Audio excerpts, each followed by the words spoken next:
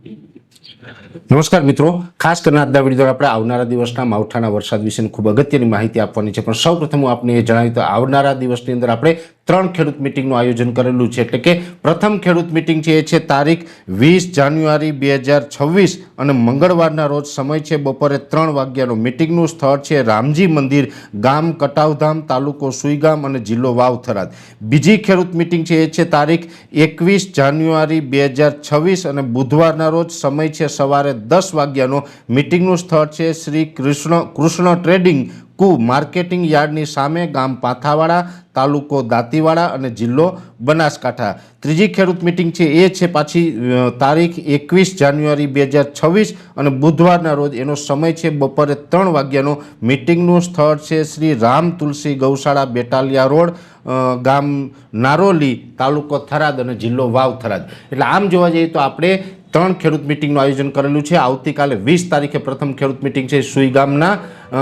કટાવધામ ગામની અંદર છે। બીજી ખેડૂત મિટિંગ 21 તારીખે સવારે પાથાવાડાની અંદર છે અને 21 તારીખે બપોર પછી 3 વાગ્યાની મિટિંગ છે એ આપણે નારોલીની અંદર છે। આ ત્રણેય ખેડૂત મિટિંગની અંદર દરેક ખેડૂત ભાઈઓને પધારવા માટે મારું ભાવભર્યું આમંત્રણ છે। ત્યાં આપણે હવામાન અને ઝેરમુક્ત ખેતી વિશેની વિશેષ ચર્ચાઓ કરશું। ખાસ કરીને જે વરસાદની આગાહીની વાત છે, આમ જોવા જઈએ તો આપણે ઘણા દિવસથી આગાહી આપતા હતા, હવે આપણે સમય નજીક આવી ગયો છે એટલે થોડુંક ચિત્ર સ્પષ્ટ થઈ રહ્યું છે। જે વેસ્ટર્ન ડિસ્ટર્બન્સ છે એ મજબૂત છે, અત્યારે આવી રહ્યું છે અને એનો ટ્રફ છે એ ચોક્કસથી ગુજરાત સુધી લંબાય તેવી પૂરી શક્યતાઓ અત્યારે દેખાઈ રહી છે। જેને કારણે આમ તો 21 તારીખથી જ ગુજરાતના હવામાનમાં વાતાવરણમાં પલટો આવવાનું ચાલુ થઈ જશે। 21 થી 26 તારીખ સુધી જે આ પલટો રહેવાનો છે એમાં 21 તારીખથી વાદળછાયું વાતાવરણ થશે। જોકે આ 21 થી 26 દરમિયાન હવામાનમાં પલટો આવશે, માવઠું થાય, આની સાથોસાથ પવનની ઝડપ પણ વધવાની શક્યતાઓ છે। અત્યારે નોર્મલ જે પવનની ઝડપ છે એ 12 થી લઈને 14 કિલોમીટર પ્રતિ કલાકની ઝડપ ઓલ ઓવર ગુજરાતમાં જે ચાલી રહી છે એની જગ્યાએ પવનની ઝડપ વધી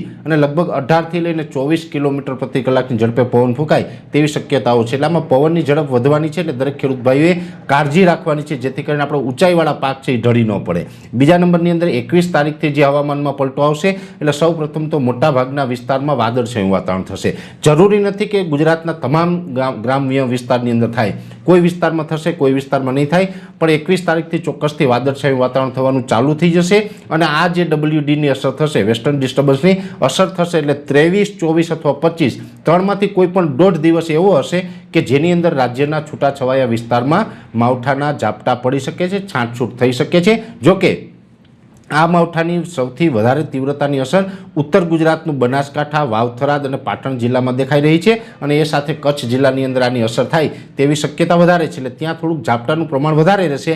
સૌરાષ્ટ્રની અંદર ઝાપટા થશે પણ એકદમ છૂટાછવાયે એકલ દોકલ સેન્ટરની અંદર ઝાપટા પડશે। મધ્ય ગુજરાત અને દક્ષિણ ગુજરાતમાં પણ એકદમ છૂટાછવાયે એકલ દોકલ વિસ્તારમાં ઝાપટા પડી શકે।